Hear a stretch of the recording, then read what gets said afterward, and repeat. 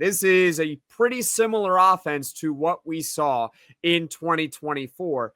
Let's go over the output, though, because at the end of the day, this is a results business. What do the stats say about Syracuse from last year to this year? Well, in 2024, keep in mind they played 13 games and we're only 3 games into 2025. But in 2024, they averaged about 34 points per game, about 470 total yards per game, and about 370 passing yards per game.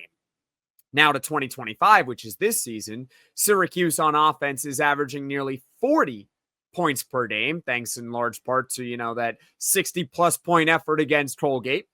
Total yards, 486 per game. Passing yards, 379 per game.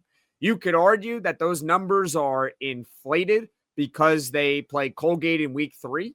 And if you go back to last season, Syracuse, when they played Holy Cross, did not dominate Holy Cross like they dominated Colgate this year. But even if you take away the Colgate game of 2025, the one that just happened on Friday night, Syracuse's offense in week 1 versus Tennessee, week 2 versus UConn, averaged 420 yards a game. So it was still an elite offense in terms of total yards in the first 2 weeks of the season, independent of the Colgate game. And there are plenty of similarities here.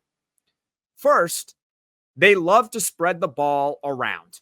14 players for Syracuse have caught at least one pass this season. You compare that to 2025, Syracuse had 16 different players who caught a pass. And I think Syracuse in this season is going to surpass that. The running back, Yassine Willis, I do not believe has made a catch yet. So I think over the course of the next couple of months, he will get at least one catch. And also Emmanuel Ross, when he gets healthy and back on the field, I would expect that he's going to record at least one catch this season. Well, there you go. You're at 16. 7 different Syracuse players have caught at least 7 passes through 3 games. You got, in order, Dan Villari, who leads the team in catches, Daryl Gill, Jonte Cook, Justice Ross Simmons, who'd have more catches if not exiting Friday night's game early with a finger injury, Tyshawn Russell, Will Nixon, the running back, and Jalen Hornsby, a young wide receiver. And spreading the ball around does 2 different things that are both positive. First, it keeps everyone happy.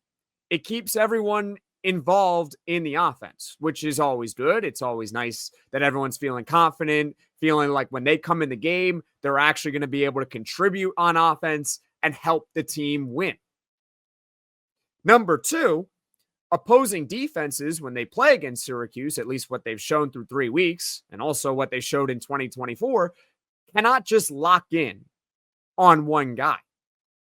Because let's say you want to double team Daryl Gill deep, right? Because Daryl Gill's averaging about 20 yards per catch right now. He has shown the ability to stretch the field. You want to put a safety over the top for him, that's fine, but then you're going to leave someone else one-on-one, whether it's Jonte Cook or Justice Ross Simmons. With that being said, you spread the ball around. You can't just focus in on one guy when you're playing against a team like Syracuse. And hey, you want to take away someone else? Well, then there's Dan Villari, right? Dan Villari has shown massive improvement this season compared to his other seasons at Syracuse and also when he was at Michigan. Another similarity, and this is really fun, we're only 3 games in. Steve Angeli leads the nation in passing yards. Remember how in the offseason, how I was explaining to you all how, yeah, last year was amazing, but it's very unlikely that Syracuse is going to be able to match its offensive output from a year ago, particularly in the passing game. Kyle McCord led the nation in passing yards. How on earth are they going to be able to do something like that again? We're only 3 weeks in, so I'm not going to sit here and say they're going to continue to do this. But Steve Angeli leads the nation in passing yards right now. And he is so fascinating as a quarterback because here are his numbers through 3 games. 64% completion percentage, well over 1,000 passing yards, 8 touchdowns to 2 interceptions. If you extrapolate that to a 12-game season, his numbers would be this. About 4,300 passing yards, 32 touchdowns, 8 interceptions. For context, here were Kyle McCord's numbers last year. 13 games, 66% completion percentage, about 4,800 passing yards, which was an ACC record, 34 touchdowns to 12 interceptions.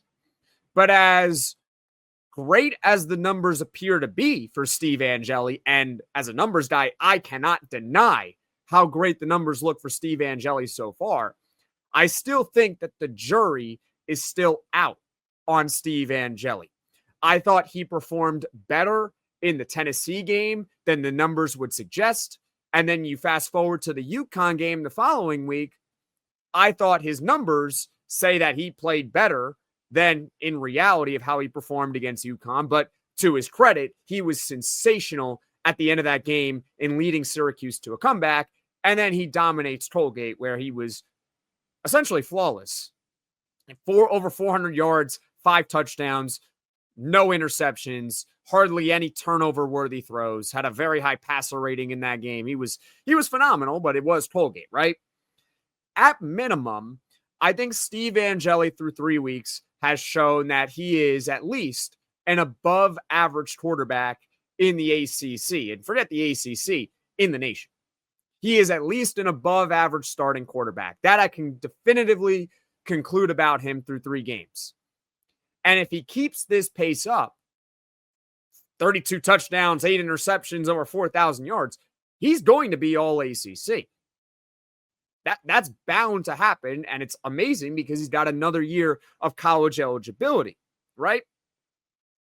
But at minimum, I would say honorable mention for now with Steve Angeli. The jury is still out on him. I want to see how he performs in ACC play and against Notre Dame, which is their one non-conference game left.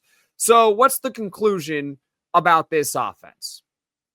So far, through 3 games, it looks very, very similar to how it did in 2024. And what I do know is this also, Jeff Nixon, we talked about this in the offseason, has a track record as an offensive coordinator of year over year producing really good offenses. We talked about his tenure at Baylor, where it seemed like every single year he was there, they had a good offense. So last year, as the OC, he was able to produce a great Syracuse offense. And so far through 3 games this year, it has been a very, very good Syracuse offense as well. And if he can maintain this pace, Syracuse might have to give him another contract extension. That's right, another one, because Jeff Nixon last year got himself a contract extension. He might need another one in order to keep him around for another year or 2.